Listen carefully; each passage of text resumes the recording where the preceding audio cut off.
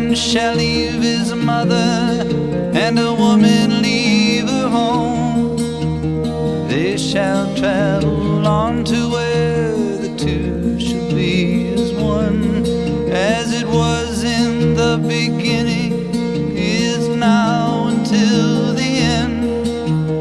Woman draws her life from man and gives it back again, and there is love.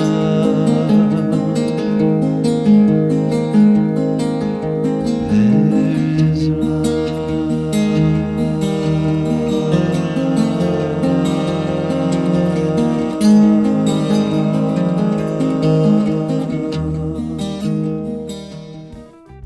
It was November 20th, 1971. Sandy and I were rushing through the inevitable last-minute preparations for our wedding. The invitations and newspaper announcements had long since gone out. Also, hand-drawn maps and written driving instructions had been sent to invitees. Those were the days before personal computers and the internet existed, never mind Google Maps and navigation systems. We held our wedding ceremony at Sandy's home church, Siloam United Methodist Church in Columbia. Siloam's pastor, Carl Anderman, officiated and was assisted by Sandy's friend, Reverend Charles Weigel Jr. Walking her down the aisle was Sandy's brother Charlie, and her maid of honor was Bernie Evans, a longtime friend from Armstrong. My college roommate, Ron Foster, stood as best man, while our brothers Kent and Charlie served as ushers. Although our wedding wasn't tiny, it was low budget. Including Sandy's custom-made dress, tux rentals, flowers, and food, it probably set us back less than $500. We were even too cheap to hire a photographer, a decision that resulted in both good news and bad news. The bad news was that my father and my best man agreed to serve as photographers, and they both diligently clicked away. But because the film was incorrectly loaded in both cameras, they actually got no pictures at all. The good news was that Dave Hollinger, a photographer from work, insisted on taking a few formal pictures, while another co-worker, Jim Rittenhouse, gifted us by making a Super 8 movie of the event. Thank you, Dave, and to Jim.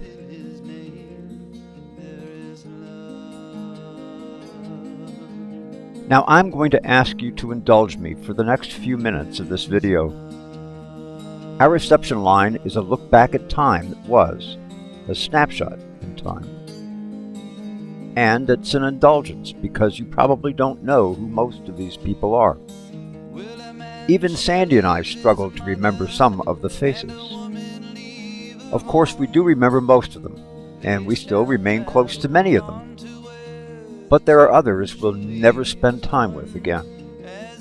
We won't share a laugh, dredge up old memories, or embrace in a hug. That's because, in many instances, we've simply grown apart as our lives moved in different directions. In other instances, they are no longer with us. Sandy and I still cherish the relationships we shared with every one of these people. Those relationships helped shape and enrich our lives as we developed as individuals and as a married couple. As we move forward from today, we thank you, and we thank them all, for helping aim us at an even richer future.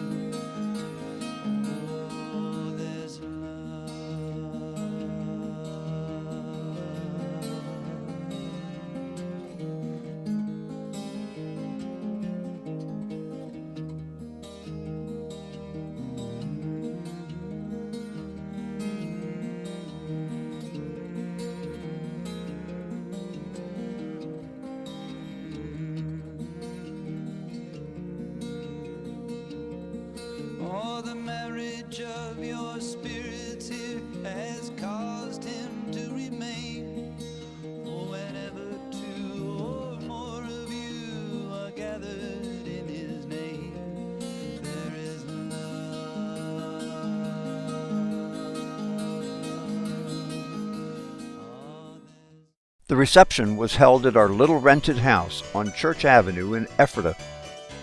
How most of 70 people managed to crowd into our modestly sized kitchen, dining, and living rooms was a miracle. But no one seemed to mind the congestion. Our master bedroom was completely filled with guests' coats, and Ron Doyle, friend and chef for the Armstrong Manor, had taken over our spare bedroom to set out a buffet. We don't quite know how Ron managed to assemble such a buffet for the $50 he charged us, but we suspect that Armstrong made a generous contribution.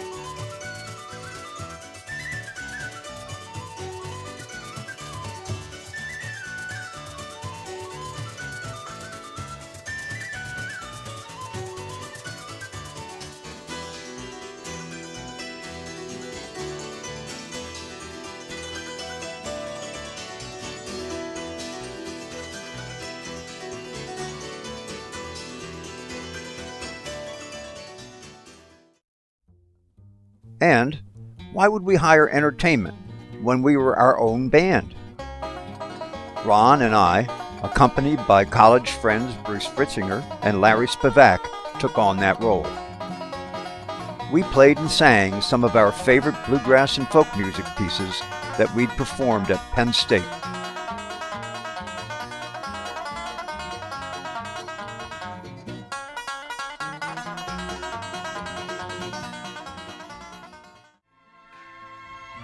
Those were the days when bride and groom actually opened gifts during the reception. As you can imagine, it was quite a spectacle opening the 79 gifts we received, with ribbon and wrapping paper flying everywhere. My mom and sisters took over the logistics of getting things to and from us, while my Aunt Sally kept a log of who gave us each gift. The youngest of the kids in attendance crowded close to catch all the action, and the very young Matt Groff even insisted on helping out. All those gifts were a bonanza for us, and many of them still bring back treasured memories. We ate, talked, sang, and generally celebrated our special day. Later on, still in the midst of the celebration, my dad took me aside and asked if I thought that Sandy was ready for she and I to leave. Surprised but concerned, I asked Sandy if that was so. "Well, no," she said. She was just fine with continuing to party for a while. Eventually we did leave, headed to a local hotel for the evening, leaving the mess in the house for others to sort out. I should mention that, although I made the reservation, I had to awkwardly explain to the reservation person that I had to use Sandy's credit card because I still hadn't managed to qualify for one. And we were even so naive that we made sure to take our marriage certificate with us to prove that we were married and could share a room. Our wedding day was a wonderful event. November 20th, 1971 gave us a great start on our way to the more than 18,000 more special days that followed, and to those many more days still to come. Thanks to all of our family and friends who have been part of those days.